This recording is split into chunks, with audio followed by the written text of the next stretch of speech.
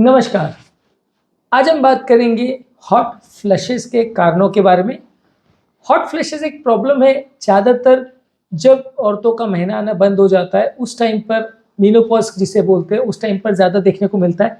चेहरा पूरा लाल हो जाता है, शरीर गर्म हो जाता है, हाथ पाँव में बहुत ज़्यादा गर्मी का एहसास होता है, बहुत एंग्जाइटी और स्ट्रेस होता है इस टाइम पे। तो ये काफ़ी परेशान करने वाली चीज़ है। आज डिस्कस करेंगे इसके कारणों पर। किसी भी बीमारी में रूल ये है कि बीमारी के कारणों को आप समझेंगे तभी उसके निवारण को, उसके इलाज को समझ पाएंगे, क्योंकि हर व्यक्ति में सेम कारण नहीं होता। अलग अलग व्यक्ति में सेम सिम्टम के बहुत सारे कारण हो सकते हैं। आपके केस में क्या कारण है ये जानना जरूरी है आपके लिए। टॉपिक पर जाने से पहले जो लोग हमारे चैनल पर नए हैं उन्हें रिक्वेस्ट करूंगा चैनल को सब्सक्राइब करें, वीडियोस को लाइक और शेयर करें। मेनोपॉज के बारे में हमने ऑलरेडी डिस्कस किया। औरतों को जब मासिक आना बंद होने लगता है, यानी 40 से 50 की एज के बीच में, जब बॉडी में एस्ट्रोजन और प्रोजेस्टेरोन लेवल्स फ्लक्चुएट करने लगते हैं, तब ये ट्रिगर करते हैं हॉट फ्लैशेस को। मेनोपॉजल या कभी कभार इससे पहले वाले स्टेजेस में भी आने लगते हैं। काफ़ी साल तक लोगों को चलते हैं।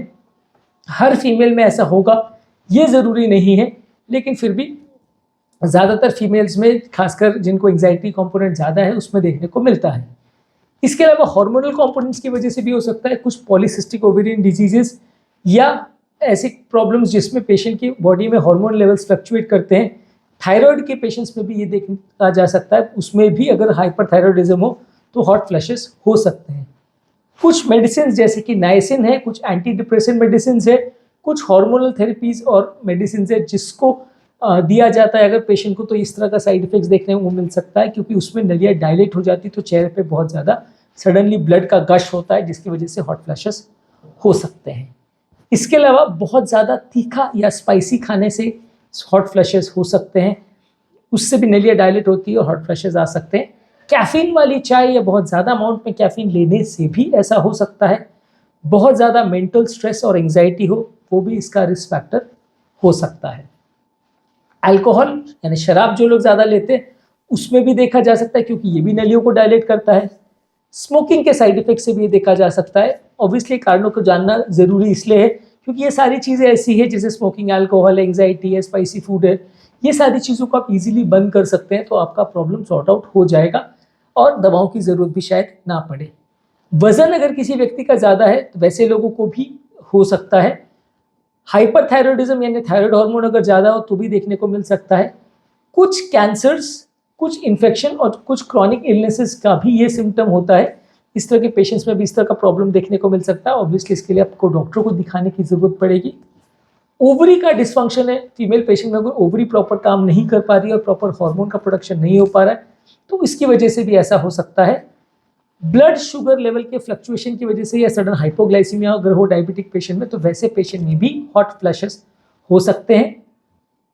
बॉडी में कोई फीवर हो, इन्फेक्शन हो, इसकी वजह से भी नलियाँ डायलेट हो जाती है और हॉट फ्लैशेस हो सकते हैं। कुछ खाद्य पदार्थ और बेवरेजेस जैसे कि बहुत ज़्यादा स्पाइसी फूड, बहुत ज़्यादा कैफीन, इससे हॉट फ्लैशेस हो सकते हैं। एलर्जीज के कारण से भी हो सकता है कि अगर आपको किसी दवा का या किसी पर्टिकुलर चीज़ का अगर एलर्जी हो तो उससे भी ऐसा हो सकता है। कुछ मेडिसिन को अगर अब्रप्टली सडनली विड्रॉ कर दिया जाए, यानी दवा दे रहे हैं फिर सडनली अगर बंद कर दिया गया, तो उससे भी ऐसा हो सकता है।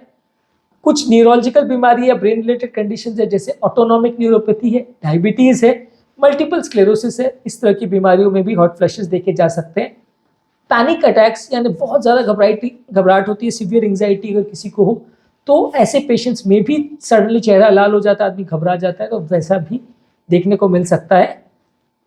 जो पीछे की स्पाइनल कॉर्ड होती है, यानी जो ब्रेन से कनेक्ट करने वाली सारी शरीर को मेन कॉर्ड होती है, स्पाइनल कॉर्ड की अगर बीमारियां हैं उसमें भी ऑटोनॉमिक सिस्टम इफेक्ट हो सकता है और उसमें भी हॉट फ्लैशेस देखने को मिल सकते हैं। बेसिकली ऐसा इसलिए क्योंकि ये हॉट फ्लैशेस जो है बॉडी के स्ट्रेस हार्मोन्स की वजह से होता है। स्ट्रेस हार्मोन्स अगर ज़्यादा रिलीज होते हैं तो चेहरे की नलियों को डायलेट करते हैं, तो ब्लड रिलीज होगा, हाथ पाँव में भी सडनली ब्लड रिलीज ज़्यादा होगा। इसके अलावा स्किन की एक बीमारी है रोजेशिया करके, उसमें भी हॉट फ्लैशेस हो सकते हैं। कुछ मेडिसिन के साइड इफेक्ट्स के अलावा ये ऐसा हो सकता है।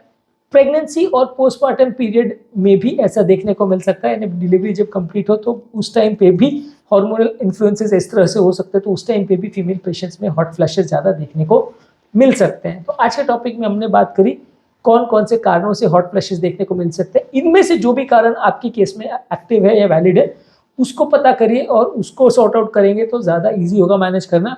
स्ट्रेस है, एंग्जाइटी है, स्पाइसी फूड खाना, अल्कोहल, स्मोकिंग, ओबेसिटी, ये सारी चीज़ें हो सकती है। थायराइड ज़्यादा होना, कोई भी तरह के हार्मोनल प्रॉब्लम्स हैं, फीमेल पेशेंट में ओवेरियन डिस्फंक्शन है या पेरीमेनोपॉजल पीरियड है, प्रेगनेंसी के बाद का पीरियड इस टाइम पे हो सकता है। बॉडी में कोई इन्फेक्शन हो, इन्फ्लेमेशन हो, फीवर हो, तब हो सकता है। कोई ऑटोनॉमिक सिस्टम का प्रॉब्लम है जैसे डायबिटीज़ है, स्पाइनल कॉर्ड की प्रॉब्लम्स है तो हो सकता है। पैनिक अटैक या एंग्जाइटी अटैक्स में हो सकता है। रोजेशिया करके स्किन की बीमारी में हो सकता है। कुछ मेडिसिन जैसे एंटीसाइकोटिक्स, ओपियोइड और बीपी मेडिसिन के साइड इफेक्ट से भी ऐसा हो सकता है। इसके अलावा कोलेस्ट्रॉल के लिए जो नाइसिन मेडिसिन देते हैं उसके साइड इफेक्ट से भी ऐसा हो सकता है। टॉपिक एंड करने से पहले जो लोग हमारे चैनल पर नए हैं उन्हें रिक्वेस्ट करूँगा कि चैनल को सब्सक्राइब करें, वीडियोस को लाइक और शेयर करें।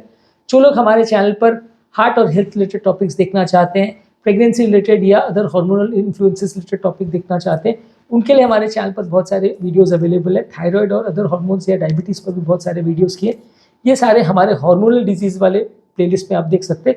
इसे चेकआउट करिए, काफ़ी कुछ नया जानने और सीखने को मिलेगा। बीमारी को मैनेज करना ईजी हो जाएगा। Thank you.